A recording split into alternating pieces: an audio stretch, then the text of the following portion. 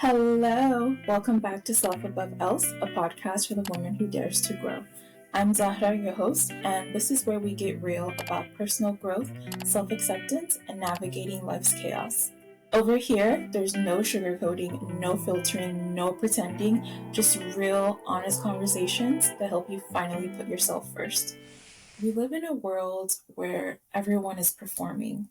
They're curating, editing, rehearsing every single move. And I'm just here to ask you what no one else will. When was the last time you did something just for you? Think about it. Think about this question. When was the last time you did something just for you? Without wondering how it looked, without wondering how you were perceived, you just did it for you and no one else. Who would you be? Truly, who would you be? How would you act? How would you live? What would you be doing? What would you be consuming? What would you be putting out into this world? What would you start doing? What would you stop doing? Because right now, the life that you're living, you're trapped. You're trapped in it. You're trapped in a version of yourself that isn't even real. And maybe when you're thinking, what are you talking about? I'm not trapped. I'm living my best life. I'm living my life. I'm doing what I'm supposed to be doing. I like my life right now. The thing is, no one is watching you as closely as you think they are. No one cares about you as much as you think they do. And maybe that's something that sucks to hear. Maybe that's something that is liberating.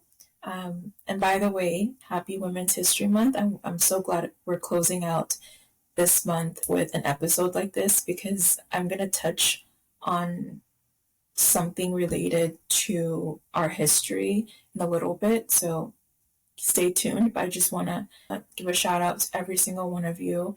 I love us as women. I think we are top tier. I think we are, not I think, it's literally a known fact, that nothing in this world would exist if it wasn't for us. So shout out to you. Shout out to all the women in your life. And shout out to all the women that you've been, all the women that you are going to be, because as time goes by, as we experience life more, we become different versions of ourselves. And I hope that with each version of you that you have been, that you are becoming, that you love each one more than the last, that you honor each one more than the last, that you respect each one more than the last. And with every version of you, I hope that you truly dare to grow. I hope that you truly prioritize yourself. I hope that you truly love the woman looking back at you whenever you look in the mirror. So there's that. Now, let's get back into the episode. So in this episode, we're gonna take off the mask because you've been performing, and that performance has caused you to live a life full of entrapment. While the performance has been great, I applaud you. You're not here trying to be Viola Davis or Halle Berry or Diane Carroll. Unless you are trying to do that, then I'm happy for you. I hope it works out. But this is for my ladies who aren't trying to be top tier actresses. And I just want to give a side note right now. I'm not pointing fingers. I'm not. I'm not pointing fingers. It isn't self above else if I don't share my own experiences, because every single topic that we talk about, every single topic that we dive deep into in these episodes, in this podcast, in this season, is not just based on my own experiences, but from what I've seen with so many women growing up, from what I've seen and experienced with women now as a full adult, and from my own research. So I'll go first. I'm going to admit this now. It's really hard for me to share my experiences because when I think back to the woman that I was and the woman that I was growing into, from my teenage years and to now, there's so many mistakes I made in terms of boundaries, in terms of self-love, in terms of self-respect and relationships and things like that. And this story that I'm about to tell you is no different. There was a time where I couldn't walk into a room without wondering, do I look right? Am I saying the right thing? Do they like me? Am I enough? Especially that last one, I used to ask myself so much, am I enough? Am I enough for this room of people? Am I good enough? Am I smart enough? Am I pretty enough? Am I worthy? So I was fresh out of high school. I was at a networking event. I wanted to impress everyone in the room. I was one of the few students at that networking event, but my goal was I need to impress everyone in here. I need to make sure I leave everyone like, ooh, who is she? I want more. There was one specific woman at that event that I wanted to impress so bad because from the outside, she was everything I wanted to be. Everything I wanted to be. This was a woman that seemed like she had it all together. Perfect job, perfect clothes, perfect outfit. Some of the, like, still until this day, one of the sexiest pair of heels I had ever seen in my life. They're Manolos, by the way. And I remember thinking, if I could get her to like me, if she likes me, then I'm doing something right. Then I'm on the right track. And then I'm enough. So fast forward throughout the event, and I do get to talk to her. And I was talking to her and a couple of other people, and the people were making jokes and all these things, and they were terrible jokes. They were terrible jokes. But I laughed. I laughed, right? I was laughing at jokes I didn't find funny. I was talking about things I didn't care about. I was watering down my opinions because I was like, ooh, I can't be honest right now. Because if I'm honest with these people, it's gonna be bad. They're not gonna like me, and I need them to like me. I was playing a part. I was putting on my Oscar-winning role. I was putting on the performance of a lifetime, right? And you know what happened? The moment I left the event, I just rolled my eyes. I rolled my eyes and I was like, finally, I'm done. There's that. But then, more than that, that woman that I wanted to impress so much, that woman that I was just putting on a performance for because I wanted her to like me, she barely noticed me. And the worst part is all of this seems very small, right? Maybe you're thinking, okay, like that's kind of what you have to do anyways. You do what you got to do. But as small as that might seem, as small as my story and my example may be, when you are seemingly twisting yourself so that others can like you, deep down, I knew if I kept adjusting myself, if I kept acting, if I kept pretending, if I kept putting on this performance, all for the sake of other people, I was going to lose myself even before discovering who I truly was.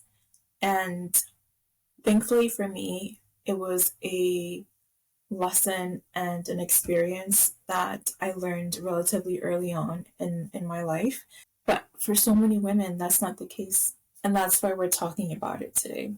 If you find yourself in a situation similar to the situation I was in, to the experience I experienced, even if it's something that you think is so tiny and not very important, but in some way or another, you are having to alter yourself.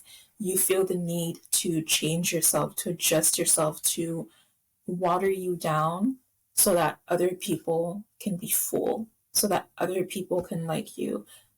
I'm going to show you how to change that and how to stop being a puppet. So, I mentioned earlier that I was going to talk about women and our history. This is the part. Since we're little girls, we are taught to perform, we are taught to be everything and anything else but ourselves. Think about your own childhood. It could have been a teacher, it could have been a parent, it could have been a sibling, it could have been a neighbor, it could have been a complete stranger at the grocery store while you were like going to get your favorite ice cream because your mom said yes this time. It could be any one of those people. It could have even been the TV. You could have seen an episode of something.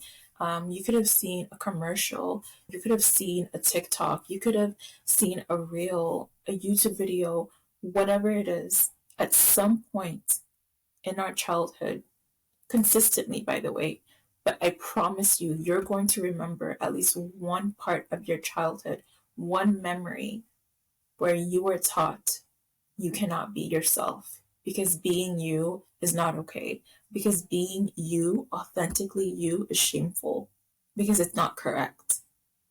You've been trained to believe that being liked is acceptable, that it's the norm, that it's what you should always aim for.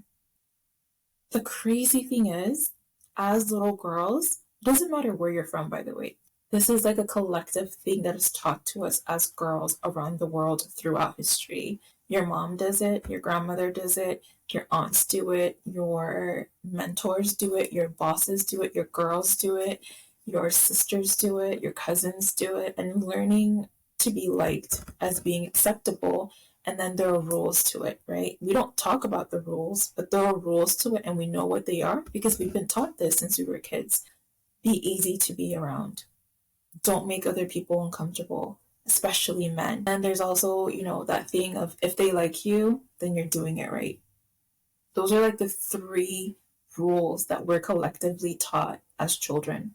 And what happens to those little girls? They grow up.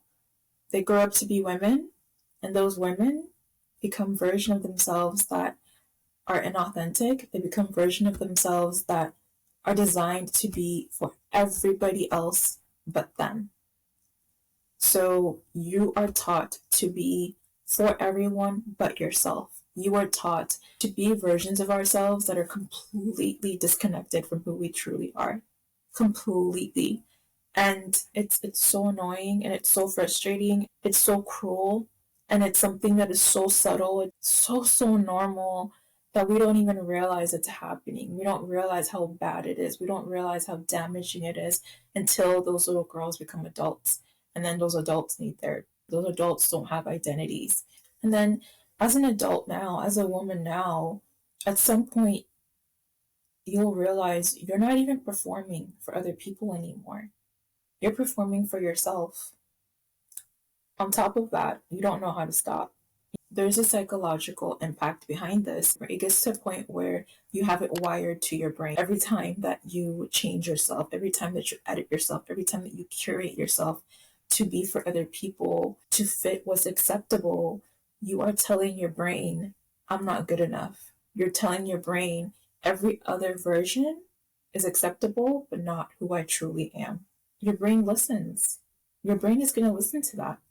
Your brain starts to wire itself to prioritize external validation, to prioritize approval from everywhere else and everyone else but you.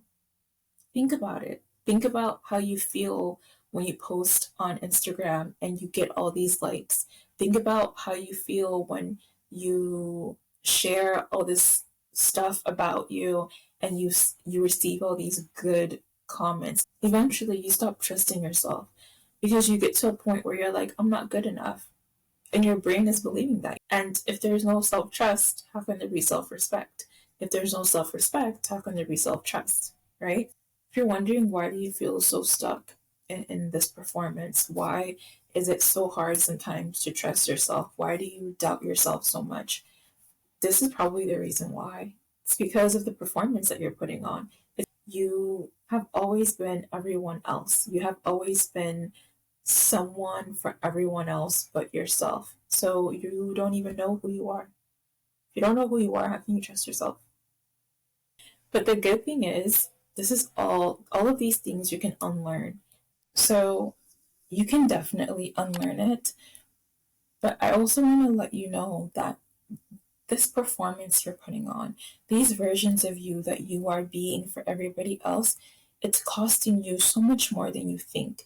It's costing you your energy, it's costing you your health, relationships, it's costing you your identity, it's costing you all these things because constantly curating yourself, constantly putting on for other people, it's exhausting. It takes so much mental, emotional, physical work. It's costing you your relationships because you won't allow people to see the real you.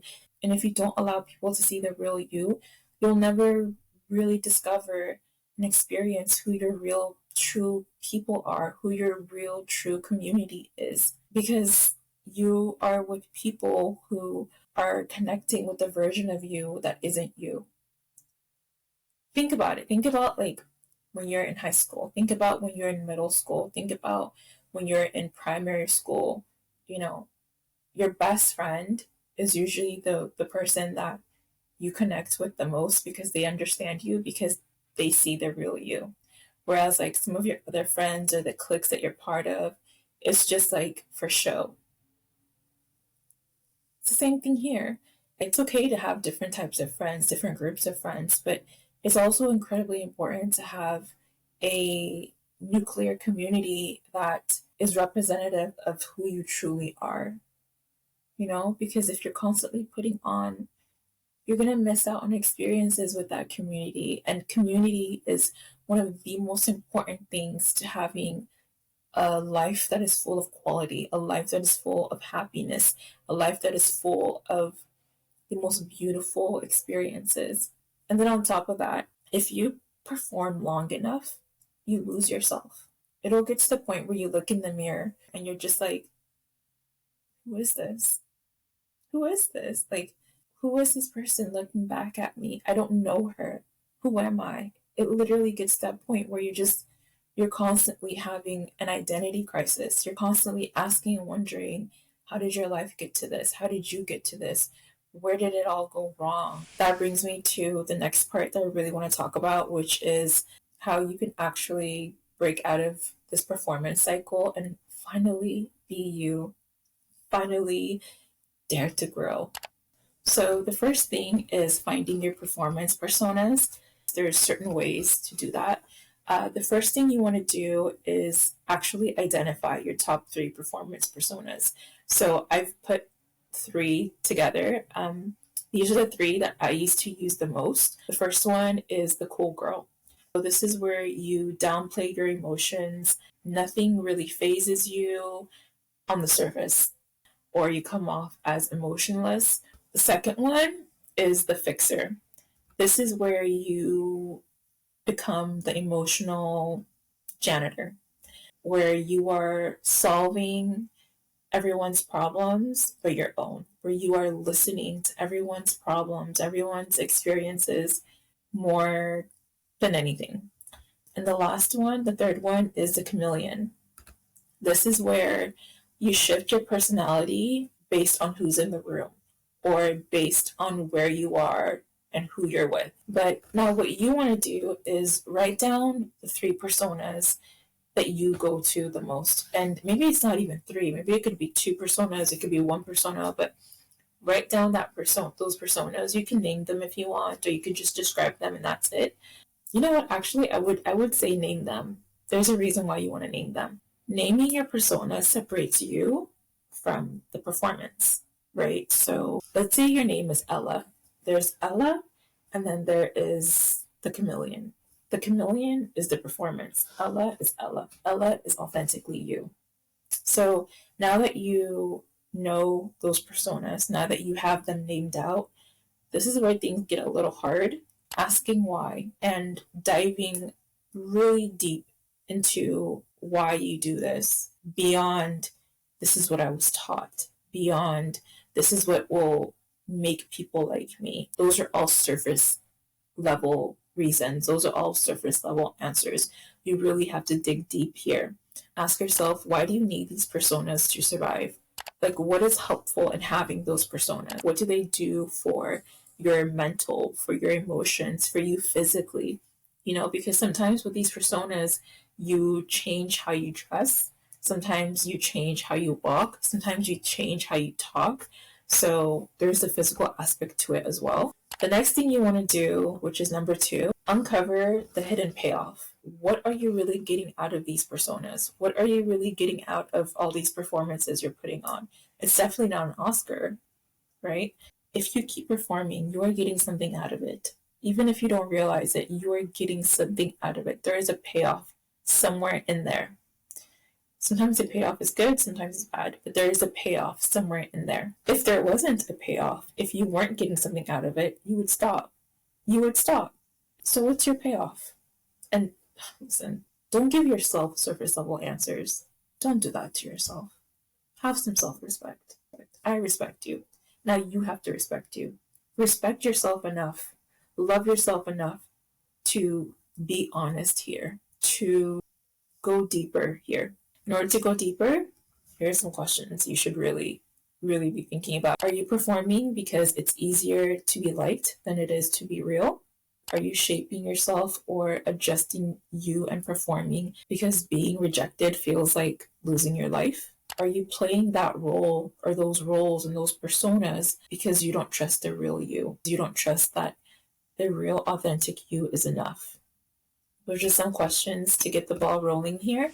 And if you're thinking, oh my God, how do I stop this? How do I finally be myself? I can't be myself. It's impossible. I'm going to lose all these people and I'm going to beat up on myself and I'm going to have to start over. It's impossible. I can't. You can. You absolutely can. And I want you to understand you don't have to turn your whole life over and you don't have to burn your whole life down. Start small. Do one little bit. Something like acknowledging the fact that you are putting on a performance. That's something, right? You have to start somewhere.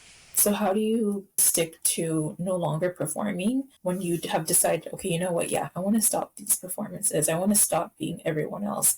I want to stop trying to be for everybody and just be myself. Here's what you want to do. These are things I call reality anchors.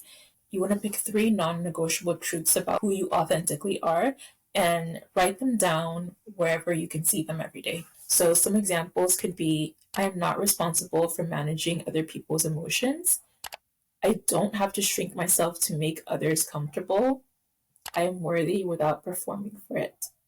That last example is so important because with social media and with how everything on social media is curated, it's pushed to us that the more you perform, the more you're rewarded. You're rewarded in likes, you're rewarded in follows, you're rewarded in influencer events, you're rewarded with PR, you're rewarded with all these things for as long as you're performing. It's so important for you to know and remember that you are worthy simply because you exist. That's it. Simply because you exist. And if you're thinking, this is a lot, this is too much, this is hard, good. I'm not going to sit here and be like, ooh, it's so easy. Ooh, it's so simple. No. If that's what you're looking for, this is not the podcast for you.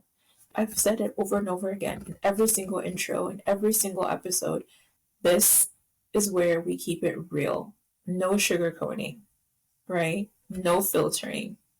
Everyone else does that for you already. The whole world is filtering things out for you. I'm not going to do that because there comes a point where so many people will be like, oh, I just wish people were more honest. I just wish people would tell the truth more. Well, here I am telling you the truth. Here I am being honest. So take it how you want to take it. Plus, it should feel hard. It should feel hard. It means you're finally waking up. You're finally waking up. And I'm really proud of you for that, by the way. So we got all of that out of the way. I've shared my experiences with you, as embarrassing as that was. Now I want to give you a challenge. So here's what I want you to do. Pick one persona, and you're going to pick the one that you rely on the most. I want you to interrupt it for the next 5 days. Refuse it. Refuse to let it take lead. Refuse to let it take over. And document that week. Write down what happens. Write down what you gained, what you lost from that. And that's it for this episode. Thank you for tuning in, but more importantly, thank you for existing. If you enjoyed this episode, if you have any thoughts on it, any feedback, let me know in the comments under this episode. I read all your comments, so don't be shy. And by the way, if you want more, every week I write deep personal love letters to my future self, which you can read and relate to. Just check out my email newsletter, which I'll have linked in the show notes and the YouTube description box. Until next time, self above else.